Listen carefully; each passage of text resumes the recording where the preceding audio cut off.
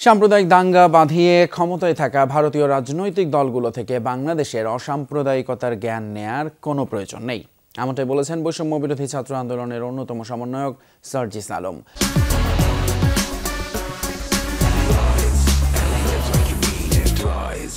সন্ধ্যায় বগুড়ার মালতীনগরে গণমাধ্যম কর্মীদের তিনি বলেন, আগ্রাসন নয় বরং ভারত সহ সকল রাষ্ট্রের সাথে বাংলাদেশের সম্পর্ক হবে সম্প্রীতি ও সমতার।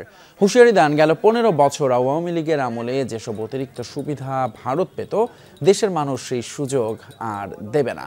বলেন, এখনও ফ্যাসিস্ট সরকারের সুবিধাভোগীরা রাষ্ট্রযন্ত্রে রয়ে গেছে। এ কারণেই জুলাই বিপ্লবের কাঙ্ক্ষিত লক্ষ্যে পৌঁছাতে অন্তর্বর্তী সরকারের সময় লাগছে বলেও মনে করেন সার্জিস আলম। এই উগ্র সাম্প্রদায়িক দাঙ্গা সৃষ্টি করে যে ওই রাজনৈতিক ফায়দাটি লুটে আজকে ভারতের রাজনৈতিক মসনদে বসে আছে, সে যদি আমাদেরকে এই জ্ঞান দেয় যে সাম্প্রদায়িক কিভাবে সম্প্রীতি রক্ষা করতে হয়, আমরা খুবই সরি, আমরা তাদের জ্ঞান শুনতে কিংবা নিতে বিন্দুমাত্র প্রস্তুত না।